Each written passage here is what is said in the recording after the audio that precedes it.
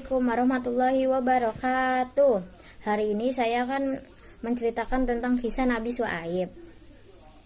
Nabi Syuaib alaihi salam diangkat menjadi seorang nabi untuk memberi peringatan pada kaum Aden yang kerap berlaku curang. Lewat kisah Nabi Syuaib kita tahu bahwa Allah Subhanahu wa taala tak akan menyukai orang-orang yang berbuat zalim dan memicu kerusakan di bumi. Suku Madan merupakan kumpulan orang Arab yang tinggal di dekat Gunung Sinai di negeri Syam atau yang saat ini dikenal dengan Suriah. Nabi Syuaib juga merupakan bagian dari suku Madian.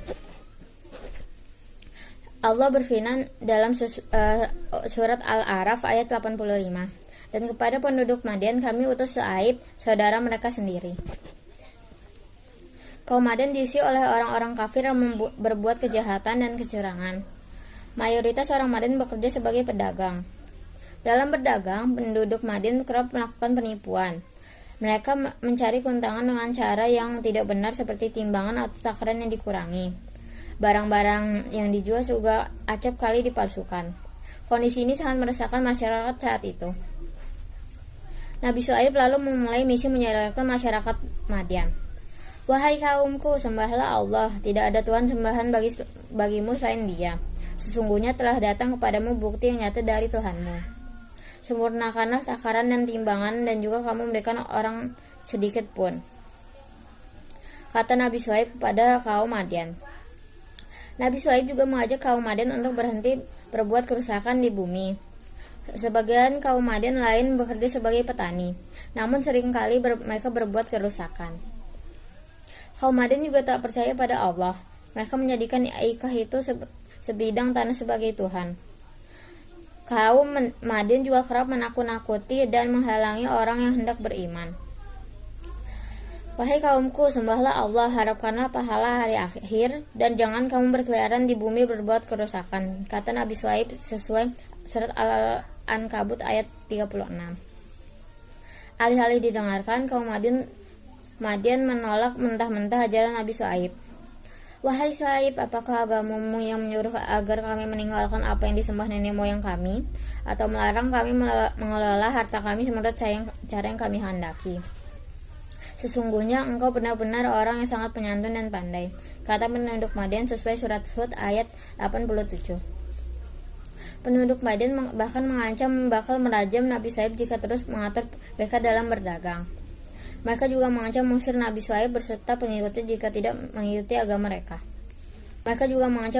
Syuaib berserta pengikutnya jika tidak mengikuti agama mereka.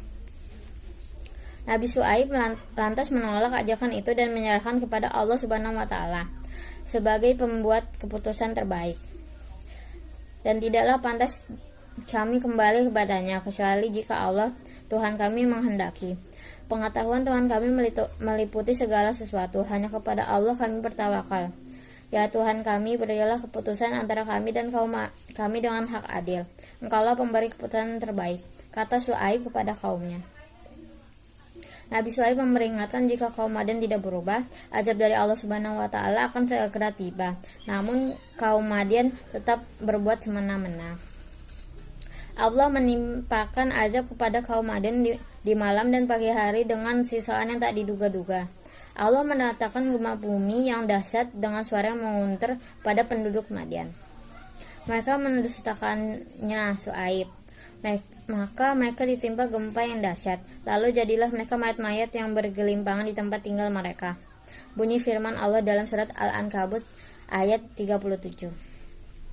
Nabi Syuaib dan pengikutnya diselamatkan oleh Allah. Allah melimpahkan rahmat dan berkah untuk orang-orang yang beriman.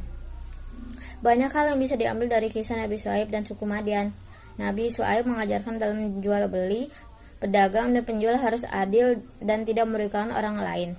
Timbangan dan takaran harus diberikan secara sempurna agar rezeki yang didapat halal di sisi Allah. Kisah Nabi Syuaib juga mengajarkan manusia bahwa Allah Subhanahu wa taala tak menyukai orang yang berbuat zalim dan membuat kerusakan di bumi. Orang-orang yang berbuat zalim dan memicu kerusakanlah yang bakal mendapatkan azab dari Allah. Sekian dari saya. Wassalamualaikum warahmatullahi wabarakatuh.